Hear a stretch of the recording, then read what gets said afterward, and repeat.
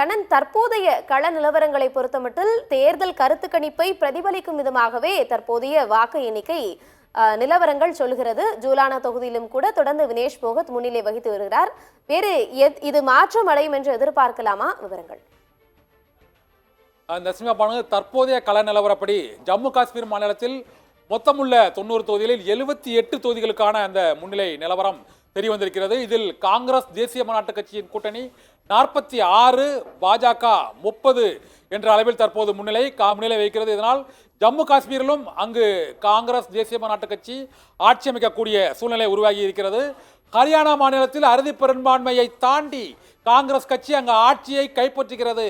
ஹரியானா மாநிலத்தில் காங்கிரஸ் ஆட்சி 3வது முறையாக பாஜக ஆட்சி அங்கு ஏற்படுவது தடுத்து நிறுத்தப்பட்டிருக்கிறது. அங்கு மொத்தமுள்ள 90 தொகுதிகளில் 75 தொகுதிகளுக்கான முன்னிலை நிலவரங்கள் தெரிய வந்திருக்கின்றன. இதில் அறுதி பெரும்பான்மைக்கு தேவையான மந்திர எண் அந்த 46 என்ற எண்ணை தாண்டி 50ஐ தாண்டி 55 இடங்களில் இப்போது காங்கிரஸ் முன்னிலை வகிக்கிறது. அங்கு பாஜக ஆட்சி அகற்றப்பட்டு விட்டது. காங்கிரஸ் ஆட்சி ஹரியானாவில் மலர்கிறது. அங்கு ஹரியானா மாநிலத்தில் 3வது முறையாக பாரதிய ஜனதா கட்சி ஆட்சி பொறுப்பை கைப்பற்றும் என எதிர்பார்க்கப்பட்ட சூழ்நிலையில் காங்கிரஸ் அங்கு ஆட்சியை கைப்பற்றுகிறது. மொத்தமுள்ள 90 தொகுதிகளில் 75 இடங்களுக்கான முன்னிலை நிலவரங்கள் எப்போது வெளியாகி இருக்கின்றன. ஹரியானா மாநிலத்தில் காங்கிரஸ் கட்சி